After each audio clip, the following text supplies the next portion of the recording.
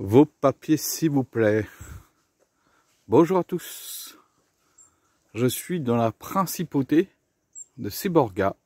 Alors, Valbanoa, c'est la petite commune italienne.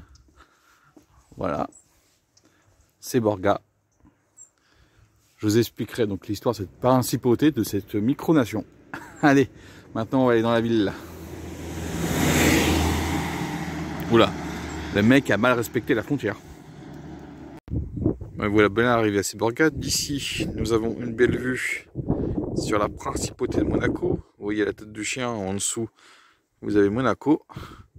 Devant, je crois qu'on a Roquebrune Cap Martin, tout à fait. Et derrière, on a la principauté de Monaco. Puis, bien sûr, toutes les villes qui sont autour de Monaco.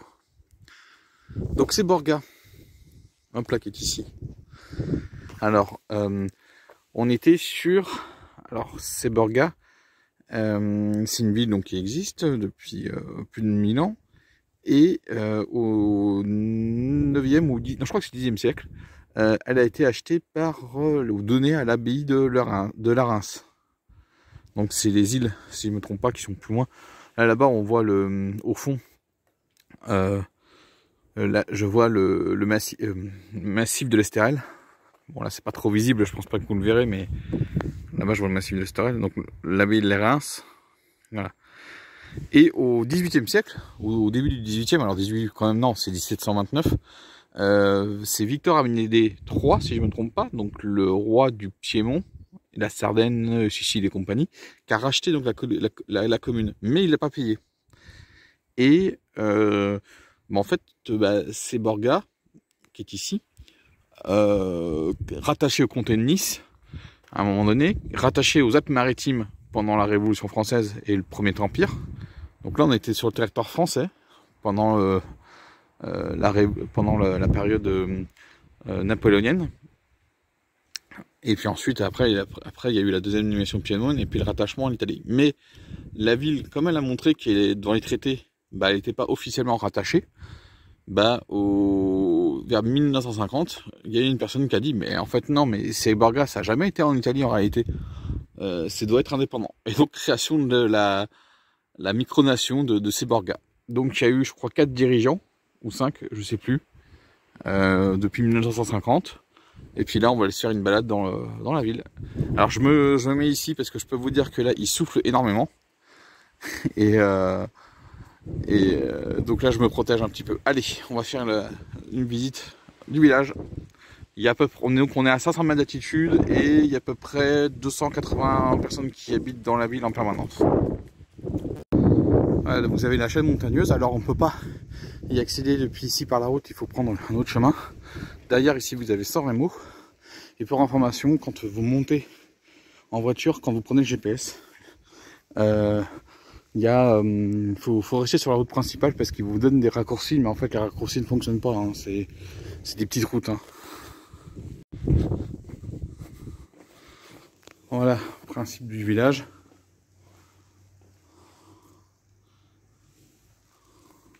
Là on est vraiment en basse saison, il n'y a plus personne qui visite. Hein.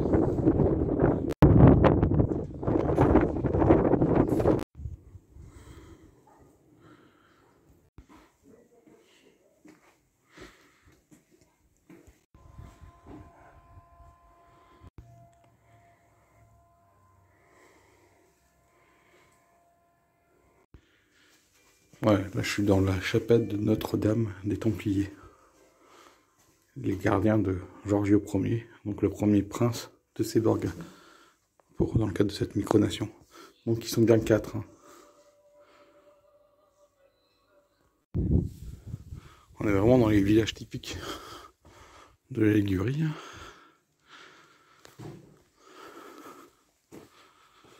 Mais comme aussi la Côte d'Azur, avec Èze, la Turbie et compagnie.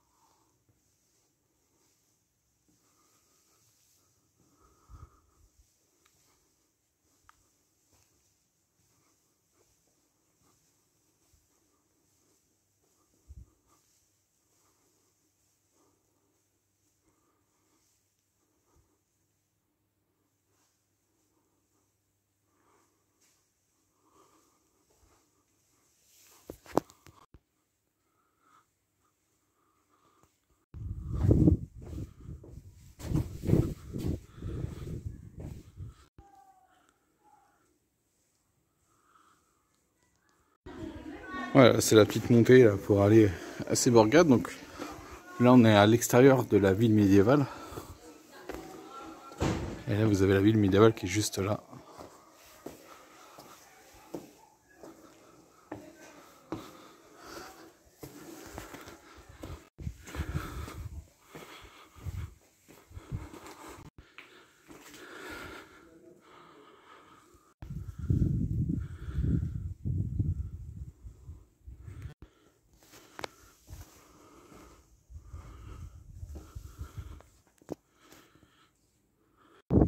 Voilà, fin de la visite de Seborga. C'est un petit village, hein, c'est pas très grand. Hein. Et puis là, donc si on continue la route, vous passez par là, hop là, et vous redescendez. Et il y a 2 autres villages sur le chemin avant de revenir près de la côte. Et c'est ce que je pense qu'on va faire. Ah, je vous raconte pas la route qu'on vient de prendre là, et c'est pas fini, on a encore moins pour 2 km. Alors je sais pas si vous verrez parce que là j'ai le soleil. Donc là c'est une réserve d'eau, et à l'intérieur de la réserve d'eau, qu'est-ce qu'on voit? Des poissons rouges. Poissons rouges qui nous permettent de connaître la bonne qualité de l'eau. En zoomant, vous les verrez mieux.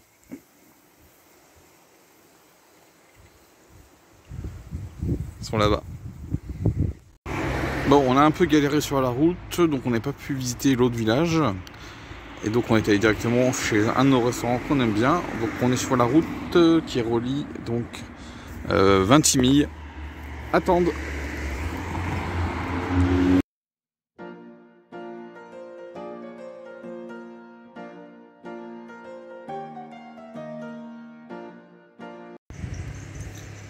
Voilà, je suis à Olivieta San Michel. Donc c'est une ville frontalière avec la France, hein, on est juste à côté. Alors cette commune a une certaine particularité avec la France, c'est que c'est une ville de l'Occitanie. En fait, il y a un petit dialecte provençal qui est parlé ici, mais c'est une ville occitane. La langue Cadoc. Donc voilà le plan du village. Et là, tout à l'heure, je suis passé à San Miguel. Donc tout petit, on est sur la route principale. C'est ce qu'on appelle la fraction, les hameaux. Voilà. Très sympa et il y a pas mal de balades à faire, de marches à faire autour de la ville.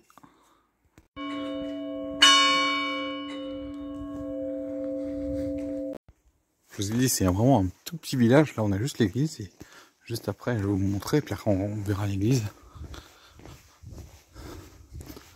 Voilà, là, je suis sur l'axe principal. Un des 2 axes, on va dire. Et puis ensuite, il y a quelques petites. Et c'est vraiment petit. Hein. Là, hop.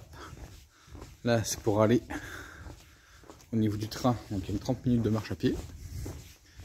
Et voilà. Et là, on est sur la route. Donc, c'est la route qui permet d'aller en France. Au niveau du hameau de Pienne-Haut. Alors, on va pas au hameau, mais c'est pour aller sur la route. Voilà, hop. Regardez un peu. Voilà.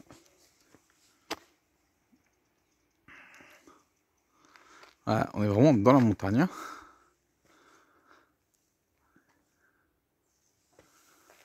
Allez, direction l'église. Quand je suis venu la première fois en Ligurie, c'était le premier lieu que je visitais. Cette petite église.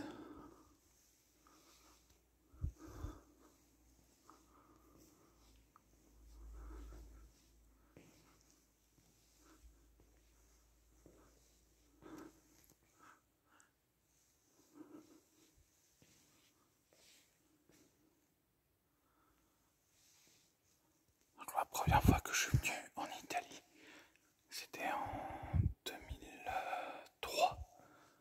Mais c'était juste pour faire un petit passage vite fait pour passer d'un col à un autre quand j'étais en France. Parce que j'étais allé à Sestrières. Donc le col du Mont-Genèvre, Sestrières et ensuite le col du Mont-Cenis. Donc là, maintenant depuis 14 ans, je grâce à ma famille présente sur place.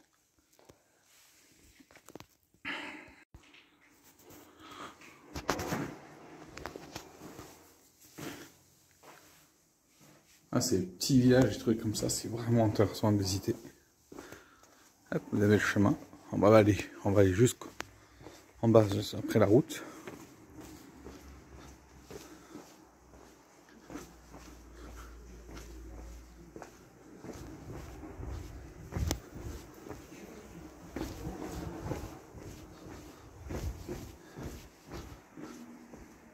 Voilà, hop. Bon, après je vous laisse deviner le chemin. Hein.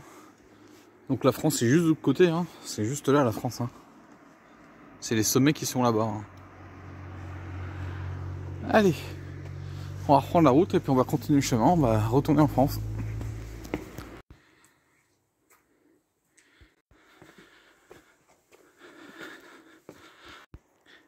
Donc c'est pas derrière la montagne que se trouve la France, hein. On est encore en Italie, mais c'est après cette chaîne là où on trouve l'autre chaîne qui sépare l'Italie de la France.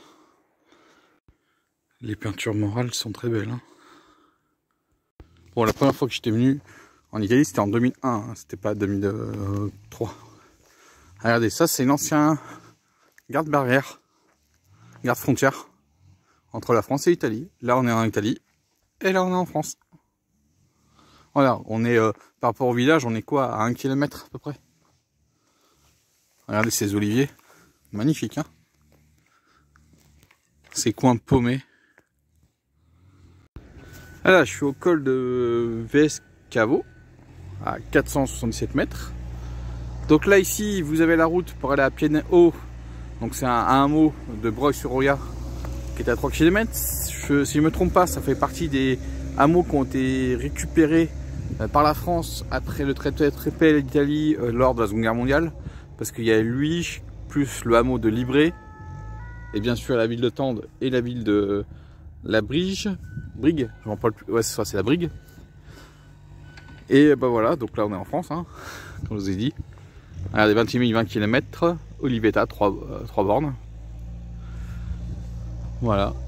Donc maintenant, moi je vais vous laisser ici. J'espère que la visite de la principauté de Cherbourg-Grave vous a plu. Bon, même si on a juste visité le village. Et bien sûr, Olivetta. Allez. Là, dans la vallée de la Bévera. Et là, c'est l'autre côté, c'est la vallée de la Roya. Parce que là, c'est encore la vallée de la Bévera. Là. Allez. Moi, je vais rentrer tranquille. Moi, je vous dis ciao et à la prochaine.